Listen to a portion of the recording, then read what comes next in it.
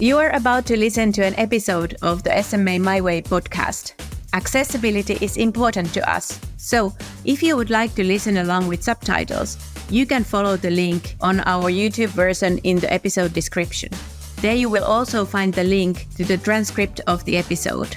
This is a series made by people living with SMA, but it's a series for everyone. Hello, I'm Pia Lemmetty. And I have a daughter who has SMA type 2, and I'm her caregiver. And I also have 2 other kids. I'm here today to talk about my life and SMA with Anna Kuusela.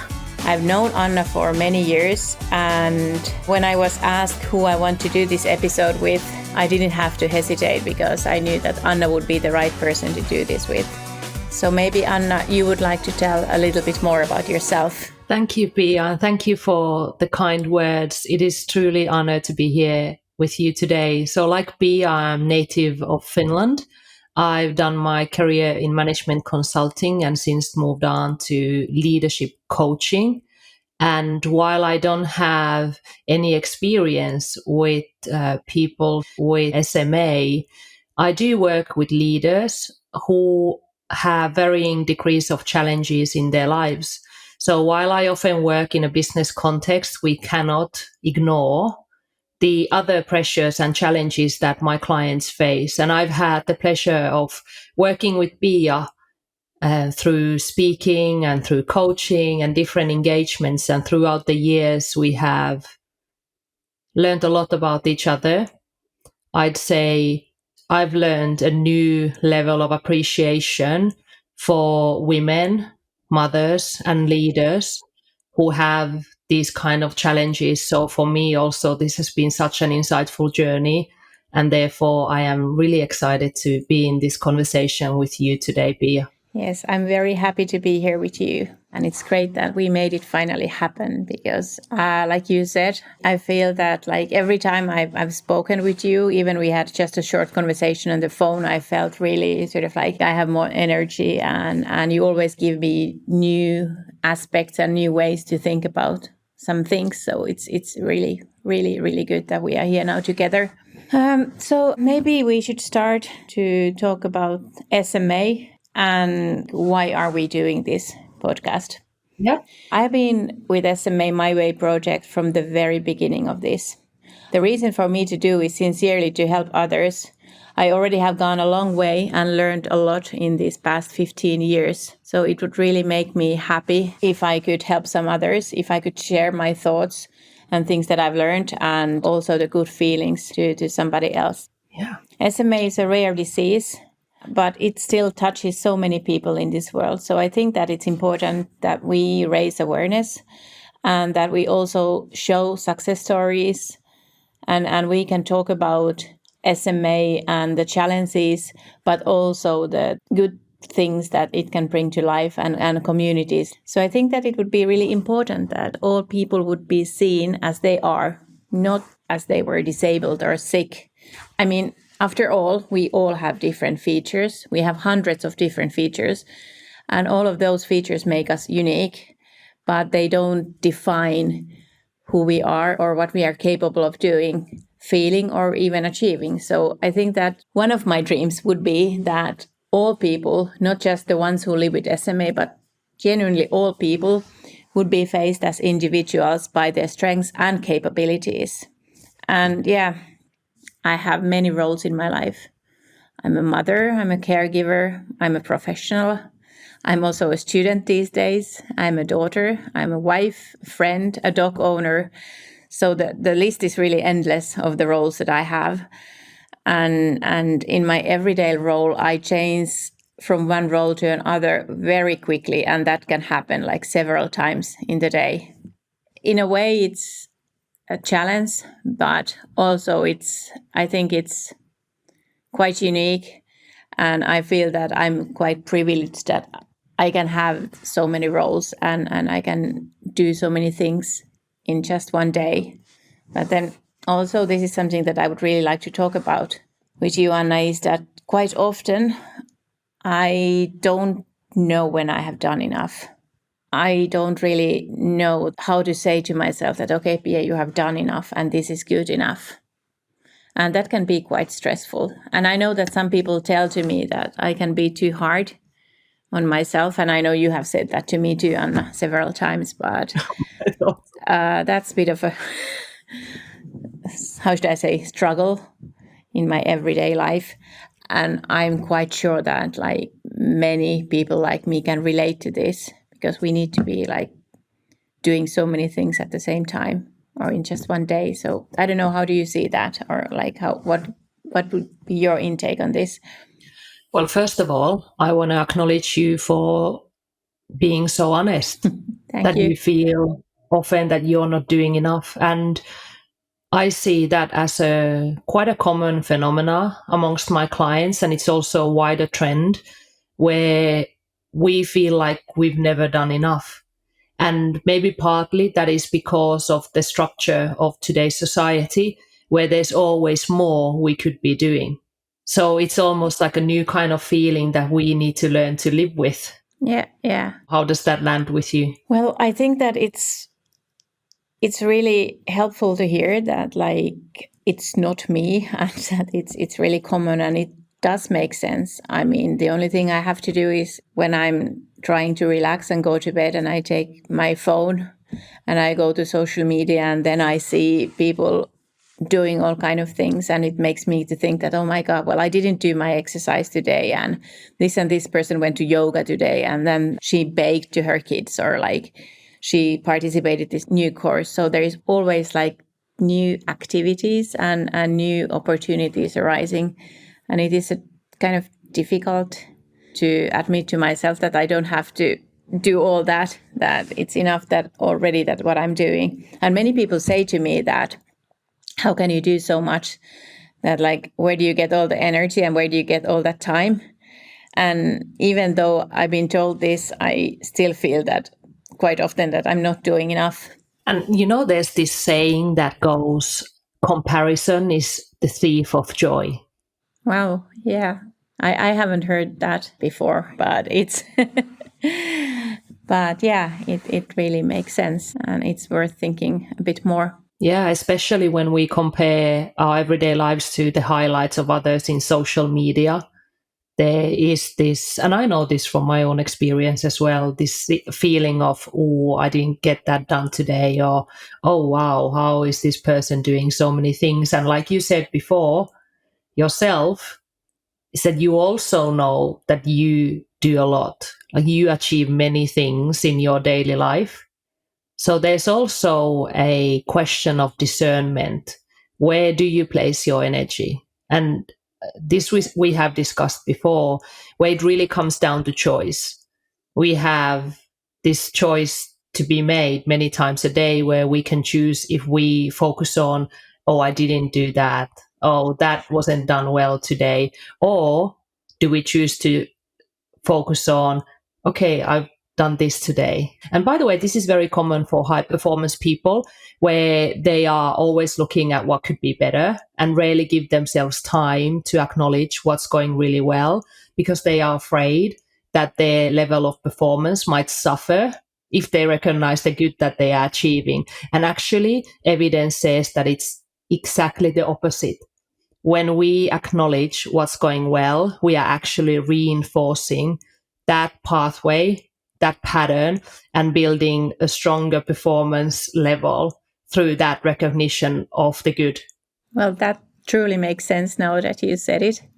It's just sometimes very difficult to remember these kind of wisdoms when you're performing your everyday life. But Anna, you said something about making choices, and that I should make a choice. And this sort of reminds me of something that I really wanted to share with you and the others today, because I have to go back many, many years, over a decade ago, when my daughter was diagnosed with SMA. And I was really unhappy back then. I was really sad. I felt miserable. And actually, I felt that I will never be happy again. And I quit my day job, and I nearly cut out all the people in my life because I decided, okay, it's not worth doing it anymore. That I was only able to see myself as in this really dark place with disabled kid. And that took maybe, I don't know, 3-4 months that I felt really miserable. But then something happened. It was like some invisible power was reaching out to me and feeding me with like this eager to live and happiness. And that's when I decided that, well, that's actually when I realized at first that, we are not in the waiting area for something better to come. And like, this is my life now, and this is what I've been given. And then I made a choice. I decided that, okay, this is my life and this is what I have. And now it's my time and my job to make the best out of it. And also to make the best out of my daughter's life and my whole family's life. So it was really a turning point, and it was all about the decision that I made. And I think that it was really a life-changing moment for me when I made that decision. And I think that it's a decision that I still make every morning when I wake up. Because I'm not saying that it's always easy and that life would be just full of fantastic, happy moments and things. There are concerns and sad moments. But yet I have made this choice to try to make the best out of it. And I think it's really important. And it's something that keeps me going, so to say. Yeah. And it's amazing that your daughter has made the invitation for you to step into a greater version of you, right? That's very true. And again, like the many things that we've discussed so far can be seen as easy, but the proof is in the pudding. Like the practical application, the daily application, remembering this stuff. Yes. And what you said about my daughter made the better version of me, I think it's so well said, because I've been thinking that I've learned so much because of my daughter. Of course, being a parent teaches us a lot, but then as being a special needs parent, it teaches a lot more. And I truly think that I would be a quite different person if it wasn't SMA in my life. I bet. And isn't it interesting that many people today have a hardship around navigating their lives because they are lacking motive, because they are lacking the why? To me, it sounds pretty clear that you know why you are doing certain things. You have a very strong motive there in your daughter and wanting to be a great mother to her. So I know we are in a conversation, but if this were a coaching conversation, could I maybe offer you an observation that I believe will support you? Please go ahead. So the PI here now and the amount of strength and resilience that is in your speech, and I see it in your appearance as well. That's a lot of the good stuff that we mentioned earlier, how making sure that we focus on the good things and the things that we can do really well, that we don't forget that, because it's so easy to fall in the trap of comparing ourselves or always feeling like we are not enough. Yeah. So I just wanted to point out that you are also very strong and resilient. And I know that not just based on this conversation, I know this based on several years. So yeah, and it's great that you mentioned the resilience, because it's something that I truly think that it's one of my, if I can say, superpowers, because I've learned to be really, really resilient. And it is a skill and a strength that it's not something that you really can write on your CV. And it's so easy to say that, well, I'm really good in singing, or I'm really good in running a marathon, or I'm really good in whatever. But this is the kind of thing that it's a bit more abstract in a way. It's more difficult to measure. And maybe that is why it is so difficult to see it as a personal strength, if you know what I mean. Well, you are a woman of many talents as well. I know you are multi-passionate, as one could call you, because you have your career, you have multiple leadership positions, and you look after your family. So you have many roles. Something that I'm curious now as your daughter is getting closer to adulthood and moving into workforce is how is your role as a mom shaping, and what are your thoughts on this big transition happening in your daughter's life? Well, first, I can't really understand where have the years gone. Like, how is my daughter so adult and so smart and so independent already? Because it was just like yesterday that she was my baby.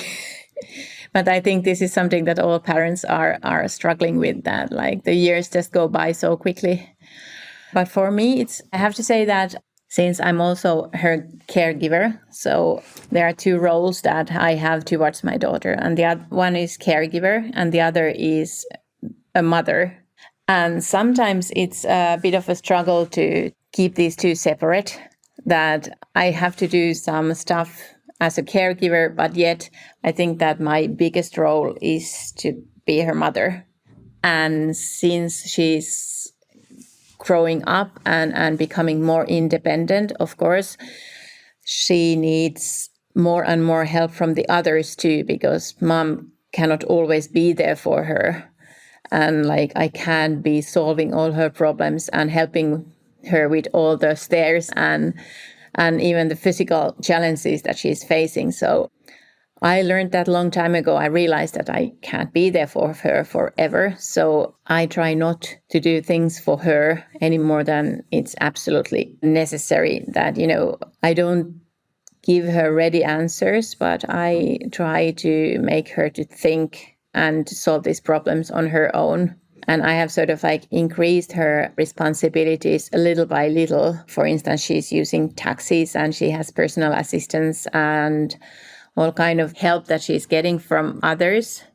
Like a few years ago, I was the only manager of these assistants, and I was always making sure that all the taxi rides were happening and all that. But now we are doing it together with her, and little by little, I'm letting her do it more independently. So I want to prepare her, though, so that when she's 18 and when, I don't know if she's going to move out from home when she's 18, but whenever that happens, she will be prepared, that she will know how to do things so that she doesn't have to call me every time that, Mom, can you help me? And then she can call me on her, like any other 18 or 19-year-old would call her mom too. So that's something. And how is this transition feeling? Like for you as a mother, how are you feeling about all this? Well, I think that it really has several sides. Of course, in a way, it makes me feel a bit sad. And then sometimes it makes me to think that how will she cope? Because we all know that this world is not really diverse yet, even though we like to talk about it. And I know that she will be facing a lot of challenges in many ways. But at the same time, I know that she is so ready. And to be honest, I think that she's more ready to become independent than I ever was when I was her age. Wow. Thank you for listening to part 1 of this SMA My Way podcast episode. If you would like to hear more about how my role as a mother has changed over the last few years and my thoughts on diversity in the workplace, please subscribe and check back when part 2 goes live. For more information on SMA My Way, please visit global.smamyway.com.